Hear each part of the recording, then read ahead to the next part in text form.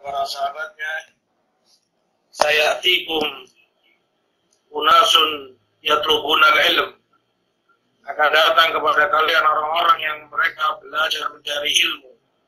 Fa idza laqitumuhum faqulu lahum marhaban bikum. Maka jika kalian temui mereka, katakan pada mereka marhaban bikum. Begitu pula Abdullah bin Mas'ud radhiyallahu ta'ala an, ketika menemui para tulabul ilm, beliau katakan marhaban bikum, antum ya nabiul hikmah, antum masabihud duja. Marhaban bikum, kalian adalah sumber dari hikmah, layaknya mata air, sumber mengeluarkan air terus, maka tulabul ilm sumber mengeluarkan hikmah terus. Dan kalian masabihud duja, lampu penerang dalam kegelapan di kehidupan dunia ini. Karena ilmu yang mereka pelajari adalah nur, cahaya dari Allah, datang dari Rasulnya sallallahu alaihi wasallam. Marhaban bikum ikhwanuna tulabul ilm di Malaysia. Seperti yang antum pilih, wa hadza syai' thayyib, mudarasah, saling mempelajari kitab Arba'in Nawawiyah yang ditulis oleh Abu Zakaria Yahya ibn Sharaf An-Nawawi rahmatullahi alaih. Sebelumnya mungkin mengingatkan sedikit bahwa di Bukhari Muslim dari Abu Hurairah, Rasulullah SAW sebutkan, bu'ithtu bi jawami'il kalim. Aku diutus oleh Allah dengan membawa perkataan yang ringkas, simple. Sabda-sabda Rasul pendek, tidak panjang, tetapi mengandung makna yang begitu luas dan dalam. Kata Az-Zuhri, Imam Ibn Shihab rahimahullah, artinya Allah permudah bagi Rasulnya mengumpulkan sekian banyak permasalahan ilmu dengan diringkas dalam kata-kata yang sedikit. Dan itu hanya Rasul yang mampu dan diberi kemampuan oleh Allah subhanahu wa ta'ala. Adapun kitab Arba'in Nawawi ini asalnya adalah imla, majelis imla, didiktekan oleh Hafidh Abu Amr ibn Salah rahimahullah. Beliau pilih beberapa hadis Rasul yang jami'ah, yang pendek-pendek, namun luas maknanya, mencakup perkara-perkara penting, terpenting dalam agama. Dan beliau kasih nama kitabnya Al-Hadithul Ahadith Al-Kulliyah. Al-Ahadith Al-Kulliyah. Hadith-hadith yang menyeluruh, maknanya luas, universal. Dan itu terkumpul oleh Ibnu Salah sebanyak 26 hadis. Kemudian oleh Nawawi disempurnakan, ditambah lagi 16 hadis, sehingga menjadi 42 hadis. Dan itu yang lebih terkenal, lebih ma'ruf, masyhur di kalangan tulabul ilm dan muslimin bahkan, dengan kitab yang bernama Arba'in Nawawiyah. Itu yang antum pilih untuk pelajari. Kemudian itu pun ditambah dengan 8 hadis oleh Imam Ibnu Rajab Al-Hambali rahimahullah, sehingga genap menjadi 50 hadis yang beliau sarah sendiri di dalam kitabnya Jami'ul Ulum wal Hikam. Itu sekilas tentang kitab Arba'in Nawawiyah rahimahullahu ta'ala.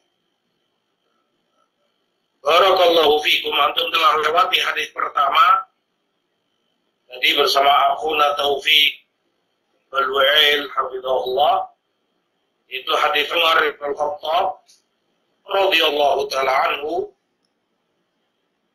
yang mendengar Rasulullah SAW menyampaikan innamal a'mal binniyat wa innamal likulli imri'in ma nawa faman kanat hijratuhu ila Allah wa rasulih fa hijratuhu ila Allah wa rasulih wa man kanat hijratuhu ila dunya yusibuha aw imra'ah yankihuha fa hijratuhu ila ma hajara ilaihi.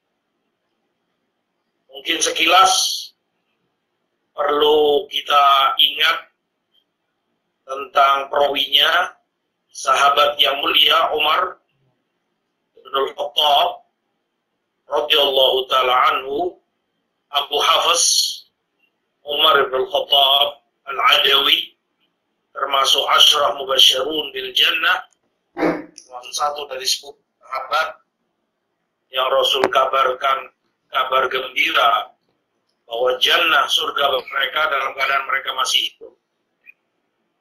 Tentunya Umar pula khalifah kedua setelah Abu Bakar As-Siddiq dari Khulafa Ar-Rasyidin, dan beliau yang pertama dijuluki Amirul Mukminin karena semula julukan ini nggak ada. Tidak ada, yang ada julukan Khalifatul Rasulillah, itu Abu Bakar. Khalifah artinya pengganti, penerus Rasulullah SAW. Semula di zaman Umar, begitu Abu Bakar meninggal, Umar pun disebut Khalifati Rasulillah, penggantinya pengganti Rasulullah. Kemudian para sahabat, Umar memandang kalau ini berketerusan, itu akan semakin panjang nanti penggantinya Umar, Khalifati Rasulillah, penggantinya pengganti Rasulullah. Nanti yang keempat akan menjadi Khalifati Rasulillah. Akan semakin panjang. Maka diringkas dengan Amirul Mukminin, pemimpinnya kaum mukminin. Dimulai dari masa Umar radhiyallahu taala, beliau dilahirkan 13 tahun setelah tahun Fil, tahun gajah, di mana Abraham menyerang Ka'bah kemudian Allah hancurkan. Beliau Islam setelah 40 lelaki sahabat mendahului beliau dan 11 wanita sahabiyat mendahului beliau dalam Islamnya. Walaupun demikian, Allah berikan keutamaan besar kepada beliau sehingga beliau menjadi orang terdepan, orang termulia di umat ini setelah Abu Bakar As-Siddiq radhiyallahu taala anhu, dan itu sesuatu yang ma'ruf ahlu sunnah. Umar bin Al-Khattab radhiyallahu taala anhu didoakan oleh Rasulullah SAW, Allahumma a'izal Islam bi ahabbi hadain rajulain. Ya Allah, muliakan Islam ini dengan salah satu dari dua Umar, yaitu Umar bin Khattab atau Amr bin Al-As atau Amr bin Abu Jahal, Amr bin Hisham. Dan yang lebih dicintai Allah adalah Umar bin Khattab. Maka beliau yang dipilih oleh Allah, diberi hidayah, iman dan Islam, dan mulialah Islam semenjak Islamnya Umar bin Khattab. Kata Ibnu Mas'ud, kami para sahabat mulia, tidak ada yang berani Quraisy mengganggu kami semenjak Umar masuk Islam. Radhiyallahu taala anhu wa ardahu. Fadilah beliau banyak, keutamaan beliau begitu banyak. Radhiyallahu taala anhu, antara lain bahwa Rasulullah SAW melihat di jannah qasr, istana yang begitu besar yang Allah siapkan untuk Umar bin Khattab radhiyallahu taala. Rasulullah pun kemudian mimpi minum, kemudian sisanya beliau berikan kepada Umar lalu beliau minum. Beliau ditanya, apa yang kau takwilkan ya Rasulullah, minuman ini? Dia katakan adalah ilmu, yang menunjukkan luasnya ilmu Umar dalam syariat ini radhiyallahu ta'ala anhu. Beliau memegang khilafah setelah Abu Bakar selama 10 tahun setengah, 10,5 tahun lamanya, dan beliau dibunuh oleh Al-Majus di tahun 23 Hijriah pada usia beliau yang ke-63 tahun radhiyallahu ta'ala anhu arda. Itu sekilas tentang Umar yang Rasulullah pun katakan syaitan akan memilih jalan lain jika bertemu dengan Umar radhiyallahu ta'ala anhu arda. Hadis Umar tentunya panjang, syarah dan penjelasan para ulama tentangnya kita ambil mungkin dalam kesempatan malam ini beberapa poin penting. Antara lain hadis ini termasuk dari afradus sahih. Ini hadis fard yang diriwayatkan di Bukhari ataupun Muslim hanya lewat satu jalan atau suatu perawi, karena tidak ada yang benar, tidak ada yang sahih dari Rasulullah SAW kecuali melewati jalan Umar bin Khattab. Hanya riwayat Umar yang ada dari Rasulullah SAW. Dari Umar bin Khattab yang meriwayatkan dari beliau hanya Alqamah. Dari Alqamah yang meriwayatkan dari beliau hanya Muhammad ibn Ibrahim At-Taimi. Dari Muhammad ibn Ibrahim At-Taimi yang meriwayatkan dari beliau hanya Yahya ibn Sa'id Al-Ansari. Kemudian setelah Yahya ibn Sa'id Al-Ansari ini banyak yang meriwayatkan. Namun ke atas hanya satu orang perawi yang meriwayatkan. Dari Rasul hanya Umar. Dari Umar hanya Alqamah. Dari Alqamah hanya Muhammad bin Ibrahim At-Taimi. Dari Muhammad bin Ibrahim At-Taimi hanya Yahya ibn Sa'id Al-Ansari yang meriwayatkannya. Dan dari Yahya tadi sekian banyak perawi meriwayatkan hadis ini. Maka ini hadis afrad yang diriwayatkan hanya dengan satu jalan dari Rasulullah SAW sampai kepada Yahya ibn Sa'id Al-Ansari radhiyallahu ta'ala anhu wa ardahu. Hadis ini juga memiliki beberapa keunikan dalam artian memiliki keistimewaan yang tidak sama dengan hadis-hadis yang lain. Antara lain, hadis diriwayatkan oleh 3 imam tabi'in dalam satu tokoh, satu kelas.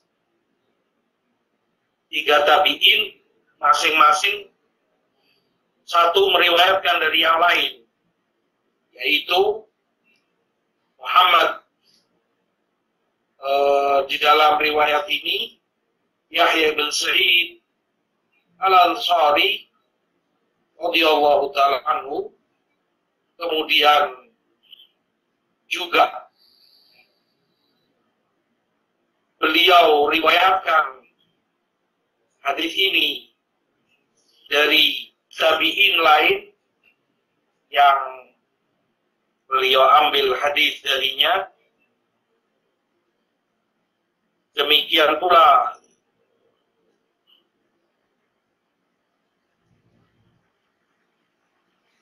tabi'in lain yang juga meriwayatkan hadis sampai kepada Umar Ibn Khattab radhiyallahu ta'ala anhu. Maka demikian Yahya meriwayatkan dari Muhammad bin Ibrahim, Muhammad bin Yahya atau Yahya Ibn Sa'id al-Ansari tabi'in, meriwayatkan dari Muhammad Ibn Ibrahim At-Taimi juga tabi'in. Muhammad meriwayatkan dari Alqamah yang juga tabi'in. Maka ketiga-tiganya adalah tabi'in, meriwayatkan satu dari yang lain. Ini unik karena yang ma'ruf, yang biasanya tabi'in meriwayatkan dari sahabat. Tapi ini demikian, tabi'in yang satu meriwayatkan dari yang lainnya. Unik karena jarang didapati yang semacam ini. Hadis merupakan kaidah penting dalam kaidah syariah, sehingga disebutkan hadis ini sepertiga dari ilmu. Imam Ahmad Ibnu Hanbal menyebutkan hadis ini sepertiga dari ilmu. Penafsiran Baihaqi terhadap pernyataan Imam Ahmad sepertiga ilmu, karena kata Baihaqi, amalan manusia terbagi menjadi tiga. Amalan hatinya, qalbu, amalan lisannya, perkataan, dan amalan jawarih, anggota tubuhnya. Karena hadis ini berbicara tentang niat, amalan hati, amalan qalbu, maka dia sepertiga dari ilmu. Demikian Baihaqi memahami pernyataan Imam Ahmad rahimahullahu ta'ala. Tetapi kata Al-Hafidh Al-Iraqi, guru Ibnu Hajar rahimahullah, menyebutkan tampaknya yang dimaksud Imam Ahmad berbeda dengan apa yang dipahami oleh Baihaqi. Karena sepertiga ilmu yang dimaksud Imam Ahmad terkait hadis ini berbicara tentang niat. Sepertiga yang kedua adalah hadis Aisyah radhiyallahu taala anha, "Man 'amila 'amalan laisa 'alaihi amruna fa huwa rad." Yang mengamalkan amalan tanpa bimbingan kami maka itu tertolak.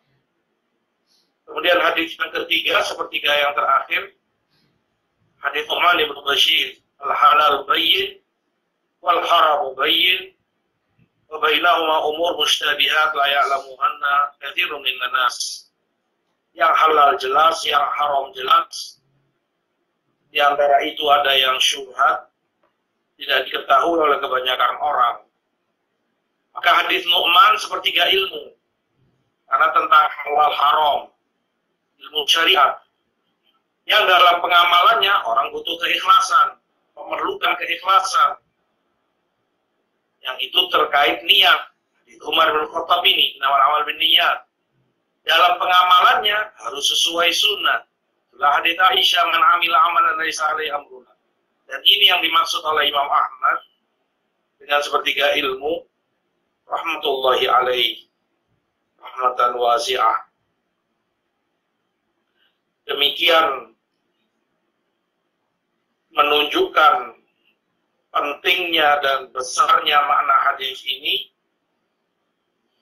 di mata para ulama, sehingga Abdurrahman Ibnu Mahdi, Imam rahimahullah, juga pernah mengatakan, seandainya hadis ini diletakkan di setiap orang tidak melakukan amal perbuatannya, yang menulis kitab, yang hendak mengamalkan setiap amalan soleh, hendaknya mengingat hadis ini. Amalan itu tergantung niatnya, dan masing-masing orang hanya mendapatkan apa yang telah ia niatkan. Karena penting pengaruh niat dalam sahihan suatu amalan, pengaruh niat diterima dan tidaknya suatu amalan oleh Allah Subhanahu wa Ta'ala. Ini sekilas tentang pentingnya hadis ini, sehingga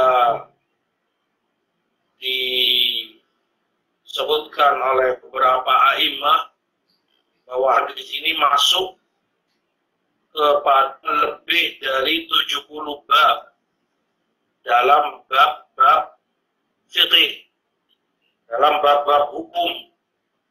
Banyak merujuk berdalil dengan hadis ini.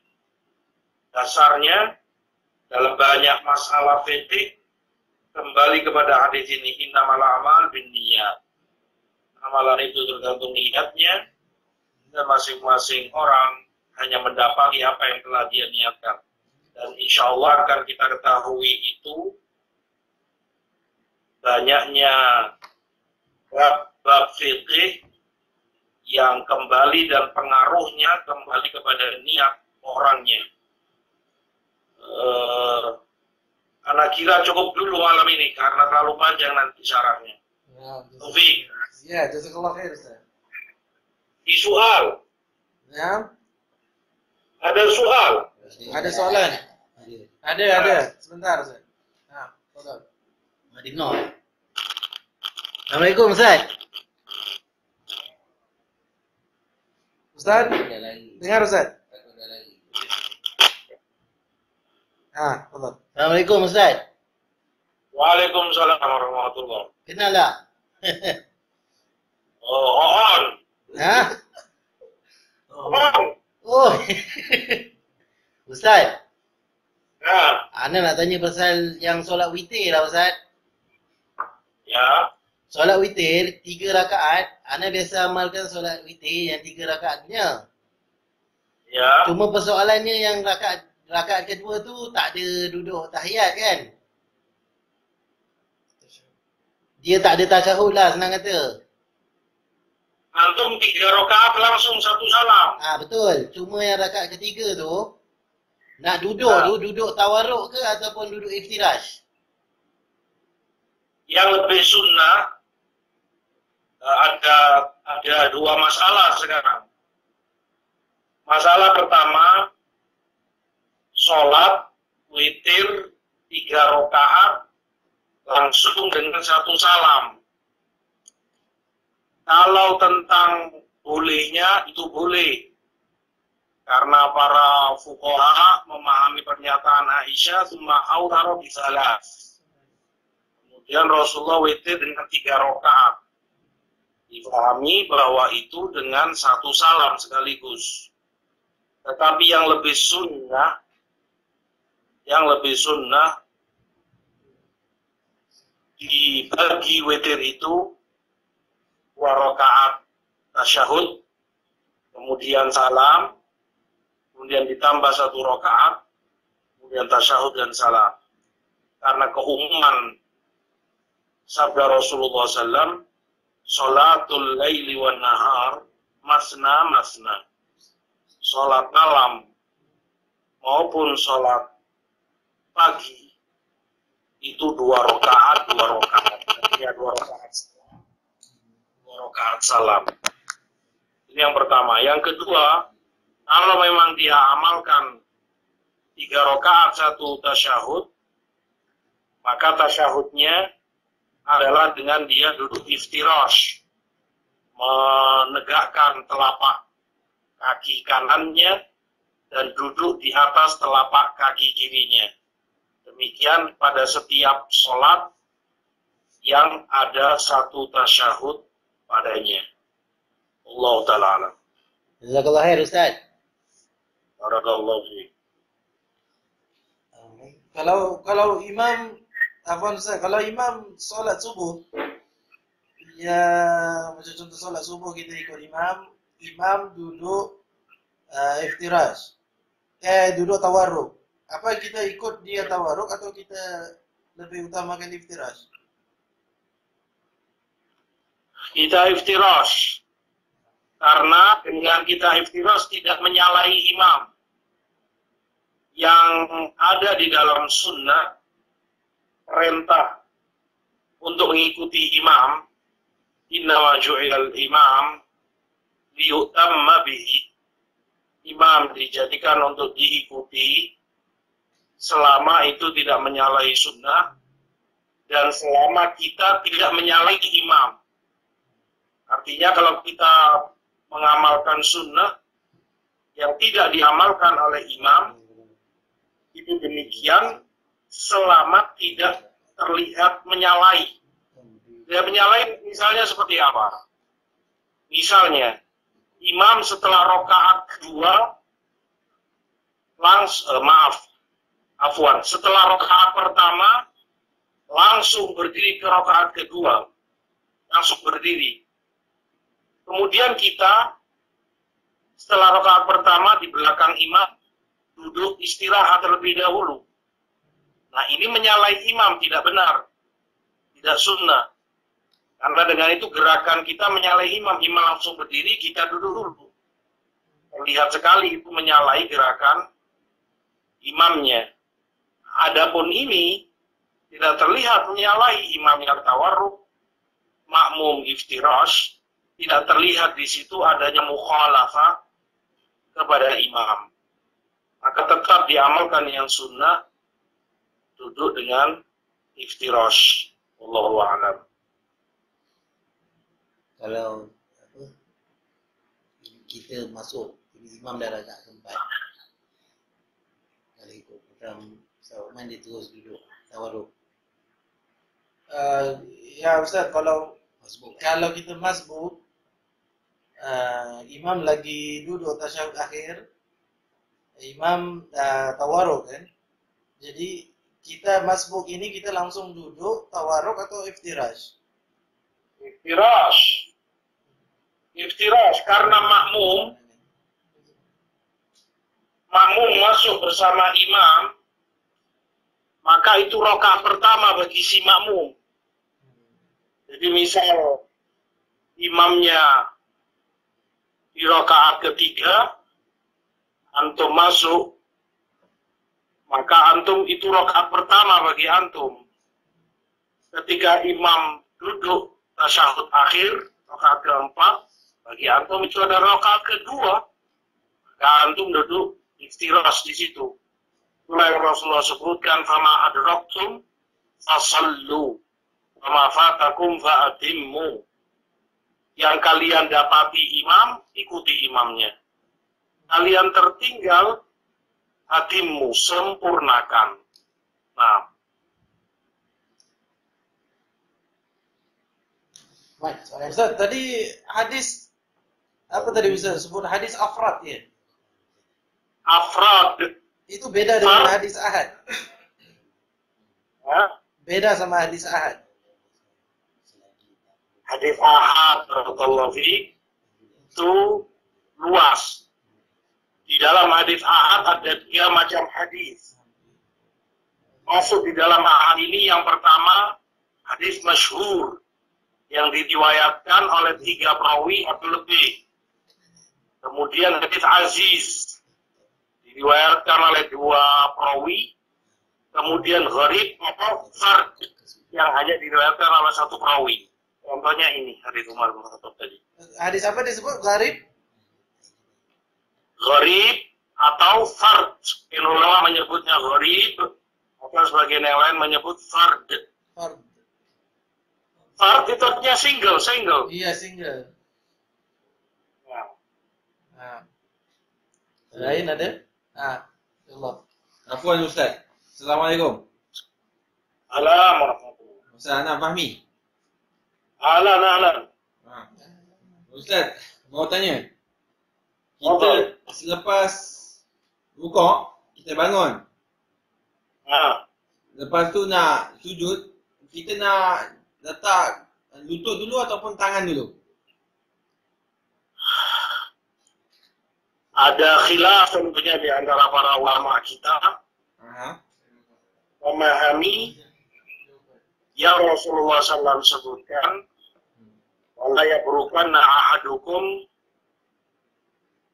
kama yabrukul bair. Jangan kalian turun sujud seperti turunnya onta. Karena di dalam sholat, Muslim dilarang menyerupai perbuatan atau gerakan binatang, hewan.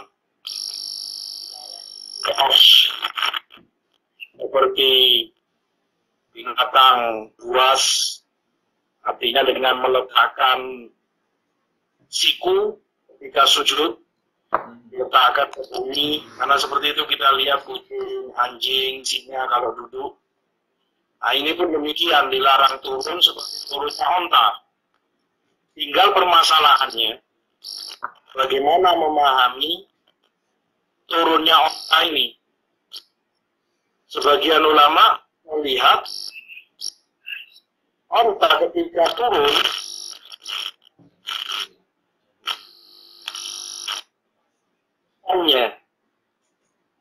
onta ketika turun yang dia lipat terlebih dahulu, yang dia turunkan bagian depannya, baru kemudian bagian belakangnya.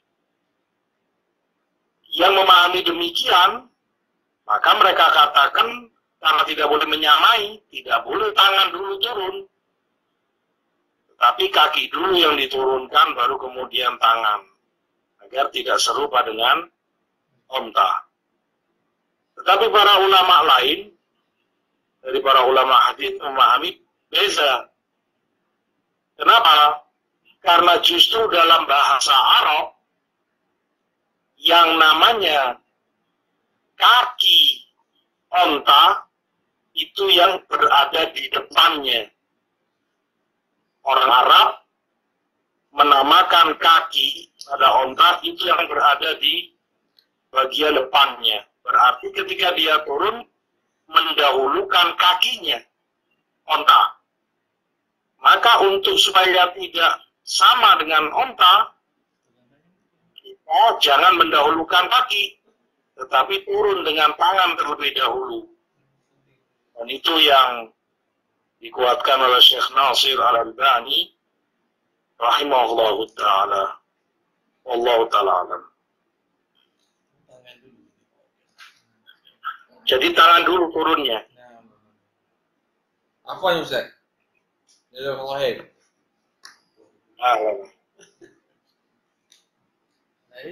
Iman, ada soalan?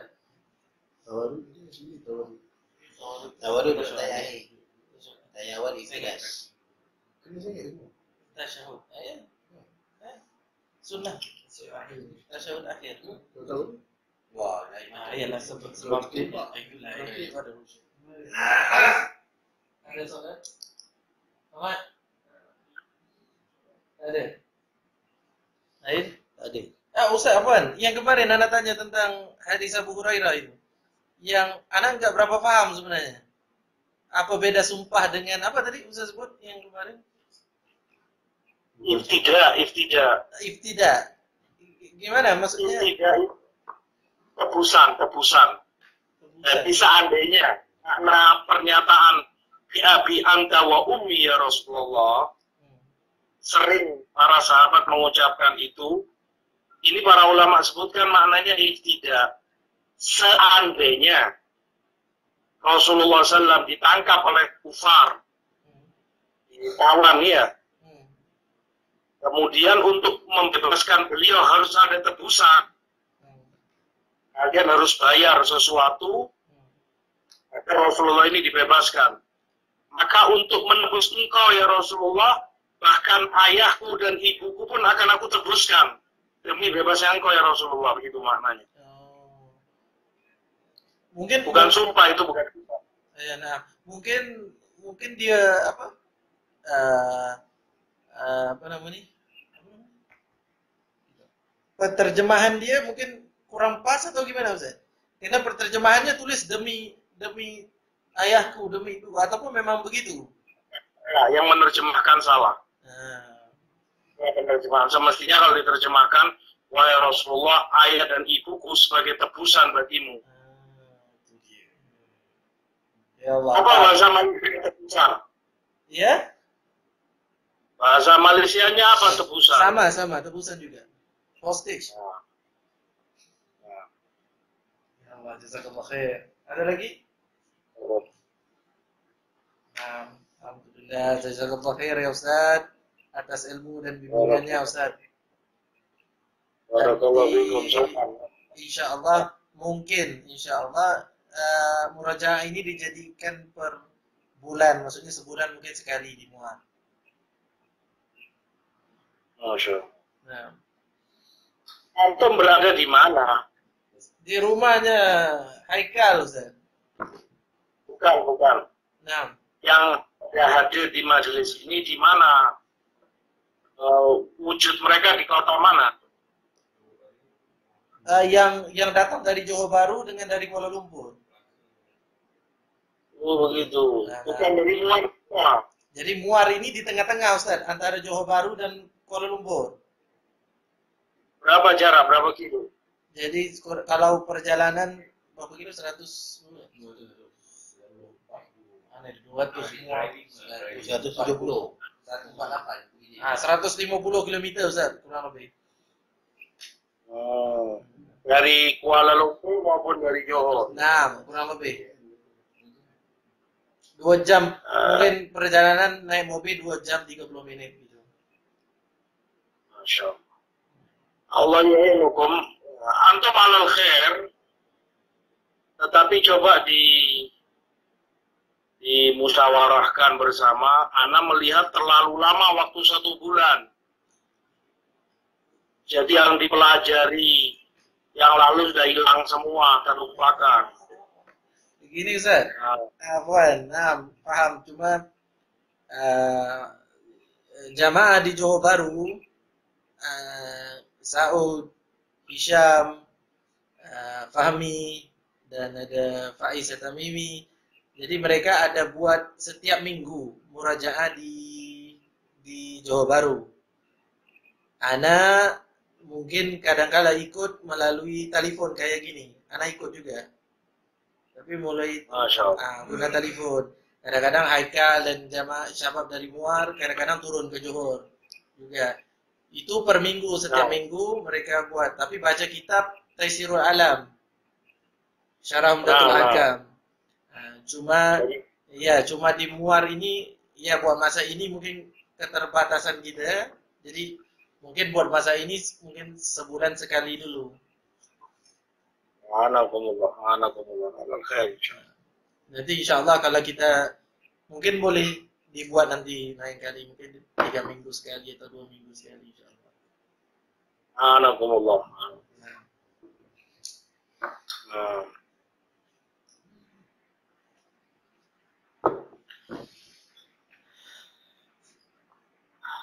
Kalau seandainya tidak memberatkan, antum terus coba dimusyawarahkan lagi. 2 minggu sekali itu elok sudah, masya Allah. Nah, insya Allah. Ijtahidu, perlu perjuangan tentunya, waktu, tenaga, biaya, tapi anakumullah, jika tidak yasyuk alaikum, nggak ada masyaqqah. Nah, insya Allah bisa, insya Allah. Cuma harus dimusyawarahkan nanti. Nanti kayaknya Ahsan Ustaz. Kalau Ustaz bisa ada sekali Ustaz kayak gini. Gimana? Maksudnya murajaah kita mungkin 2 minggu sekali nanti. Ustaz bisa ngisi kayak gini lagi. Maksudnya Ustaz ada sekali waktu murajaah. Khair insyaallah. Yassarallahu al-umur. Yassarallah. Jazakallah khair Ustaz. Afwan Ustaz, ambil waktu Ustaz lama. Barakallahu fiik. Barakah. Jadi cukup sini dulu ya Ustaz. Baik. Jazakallah khair. Assalamualaikum. Waalaikumsalam. 45 menit juga. Hah? Tak, kita ni relax. Itulah.